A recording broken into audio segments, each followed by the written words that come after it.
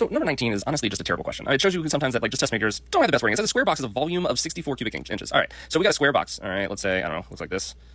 And it's got a volume of 64 cubic inches. Now, what does that tell me? Well, we know that all of these sides have to be the same. So that means that we're looking at some number that when you do length times width times height, it's going to give you this volume. Well, that number is the same. So really, this is just x times x times x, where that's just the length, the width, and the height, like the side length here. So that is going to be equal to 64. Well, that's the same thing as also saying like cubed. So what number times itself gives you 64? Well, that answer is actually 4, because 4 times 4 gives you 16, times another 4 will give you 64. So that means our side length here is 4. Now, here's where it becomes a crappy question. It says, what is the perimeter? Well, the question becomes the perimeter of what? Of the whole box? Is it like of one side? Like, it's not really clear here. Well, my options, perimeter is usually your edge lengths all added together, right? So if I did the whole box, I know that this would be 4 plus 4, which is 8, plus another 4 and another 4, giving us a total of 16 for this square. All right, so this square has 16. Well, I know the back side of the box would also have 16, because it's the same as this one. And then this side over here still has this one and this one. Well, 16 plus 16 is already 32. And then if we add another 4, 4, 4, and 4, that would be another 16. So if we look at that final answer, we're looking at 32 plus another 16 is putting us at 48. And that's not an option here. So I'm guessing by perimeter it means perimeter of just one square. In that case, our answer is 16B.